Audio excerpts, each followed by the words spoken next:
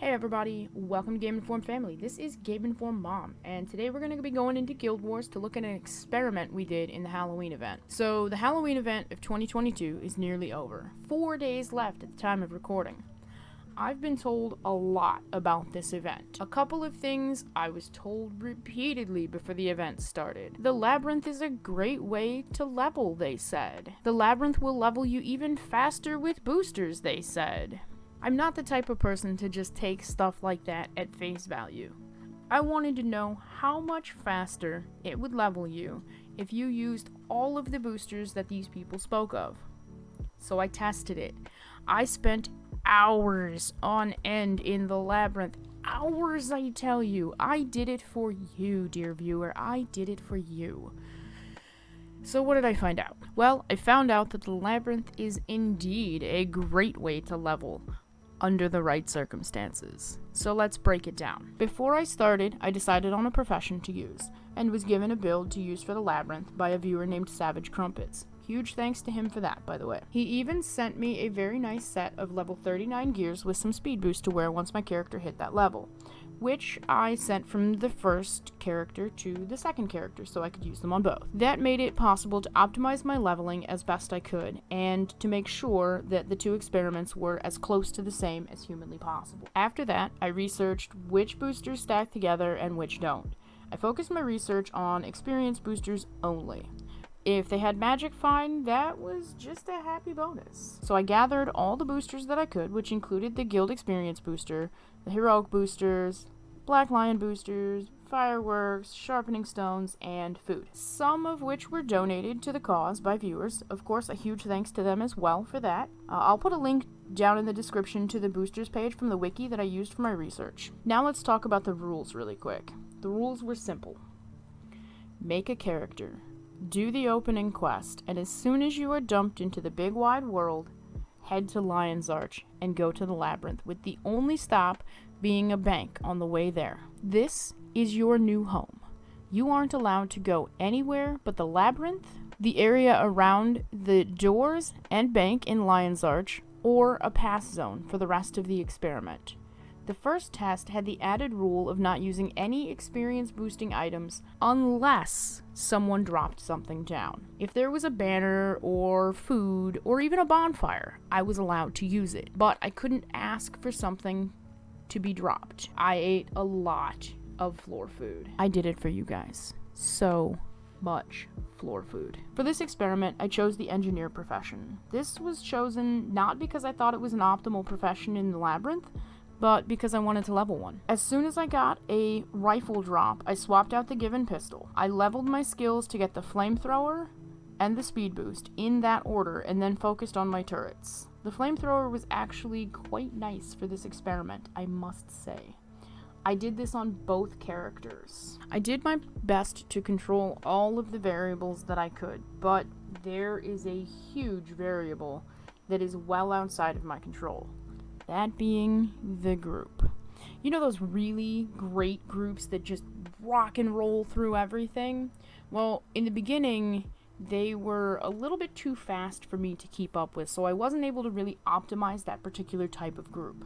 So what I did was I tended to stick with all door groups so that there was downtime when they stopped for doors and bosses, so that I could catch up and get a good chunk of tags in before stuff started dying once we started moving again. Also, the bosses give a decent chunk of experience.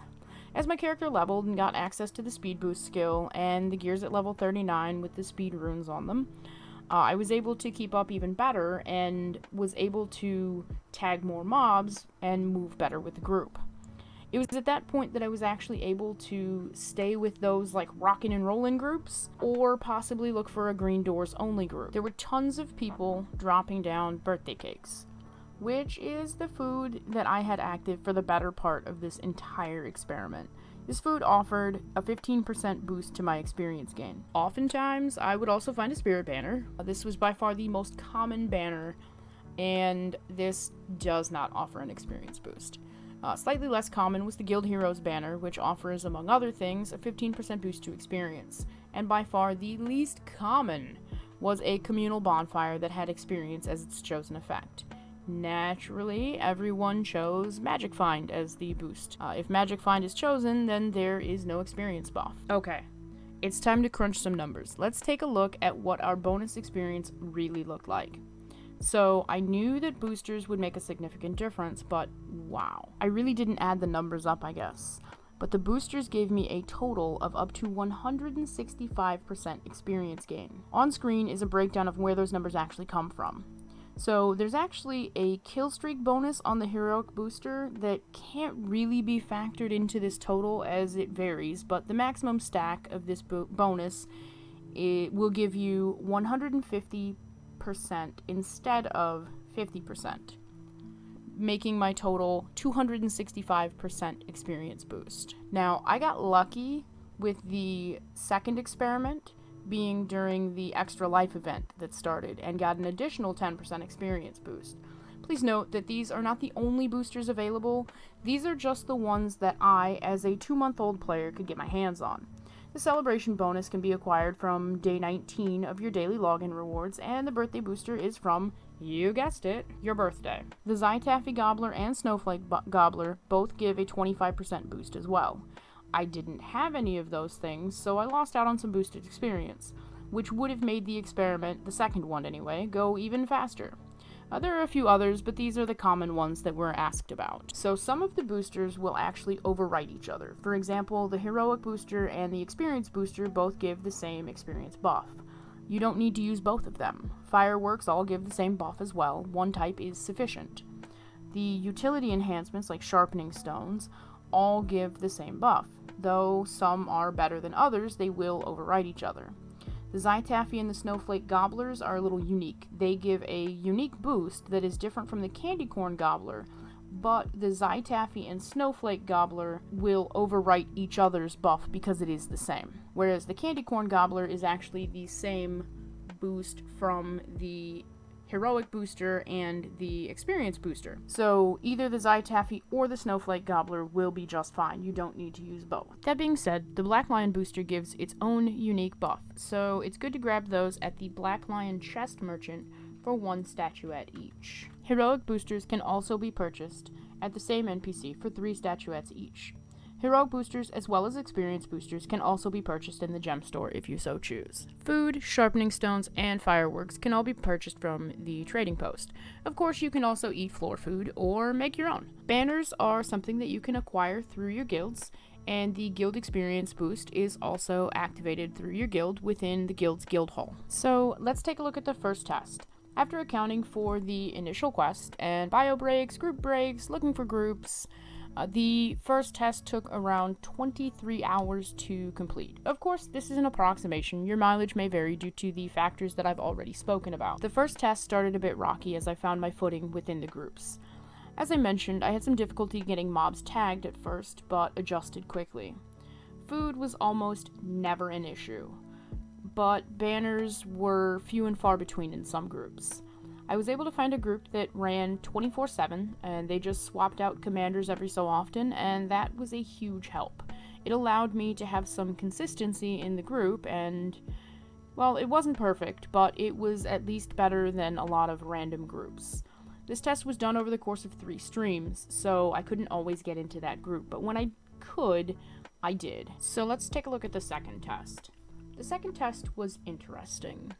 I was able to take what I learned from the first test, and that did give me a small advantage going into the second. I say small because the aforementioned variables were still an issue.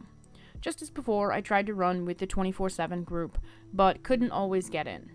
I was still typically able to find some pretty decent groups. Again, food was not an issue. I was lucky enough to get in a group that was dropping Guild Heroes banners quite frequently, so there was that bonus as well. I popped all of my own boosters, and I went into the run. The leveling process was very carefully watched and mirrored the initial test as close as humanly possible to keep the experiment even. This second test took just short of 10 hours to complete after accounting for downtime. Quite a big difference, I would say. Leveling with boosters only took about 43% of the time that it took to level without boosters. If I had more time to do it, I would test different professions in the Labyrinth, but for this year at least, This was the only test I had time to get finished. I do have some plans for next year, but this was an interesting experiment. Not only was this going on, so while I was running this experiment in the Labyrinth of boosted versus not boosted, another YouTuber, Grumpy Old Geek, was also participating in the experiment. He started in the Labyrinth with me. He made it to about level 25 or so in the Labyrinth, and then he abandoned me and went to the overworld. Yes, that's right. He abandoned me in the Labyrinth, in the non-boosted run. Now, I'm only kidding. I mean, he did, but then at that point, he began leveling in the overworld without boosts. He actually was able to level faster than I was in the Labyrinth. He leveled in approximately less than 20 hours. So, I took 23 hours, he took less than 20. I dare say that leveling in the overworld is more efficient if you are not going to use boosters, even during the Halloween event. If, however, you are using boosters, I still beat him by about half of that time. So if you're using boosters, Labyrinth. If you're not, overworld, or whatever it is that you do, because the Labyrinth is very inefficient if you're not using boosters. On a different note, regarding professions in the Labyrinth, I do have a very small pool of information on the Ranger versus the Necro versus the Engineer as far as trick-or-treat bags go. Mind you, this is a very, very small pool of information. It definitely needs more testing next year. But as of right now, between the Ranger, the Necro, and the Engineer, the Necro with the staff is the best of the three for trick-or-treat bags. So if you have a level 80 Necro with a staff, that's a decent way to get bags. Now, this requires way more testing to be conclusive. But the Necro has multiple AoEs available if you use a staff. You have 4 AoEs on your staff bar. This is a good way to get tags in on mobs when you're not as fast as everyone else. Or even if you are, you still get the tag in either way. Just a small little side note for the experiment, because I did do that a little bit while I was running my own experiment. But next year we will definitely have some more conclusive information as to how the Labyrinth works on different characters, and we'll be doing some more experiments next year. If this stuff interests you, make sure you hit the subscribe button for more nerdy number stuff in Guild Wars 2. If you have a suggestion for an experiment that you'd like to see us try, let me know in the comments. I can't guarantee that it'll be put on the docket, but we have all kinds of plans, and it's just a matter of time that, we need to unlock the stuff that we want to test. Or at least I need to unlock the stuff, being a new player. I would love to hear your comments, your suggestions. Let me know what you think. Like I said, if you've got a suggestion, drop it down there. I'd love to hear it. So as always, thank you very much for watching this video. We very much appreciate it. I do hope you enjoyed it. I am sorry I didn't have more gameplay footage up for you this time, but I wanted to get the video out before the event ends so that at least you've got a few days. If you still want to boost a character in the Labyrinth, you might have time. But like I said, thank you for watching this video. We very much appreciate it. I hope you guys have a great day. I hope you enjoyed the video, and I hope to see you in the next video.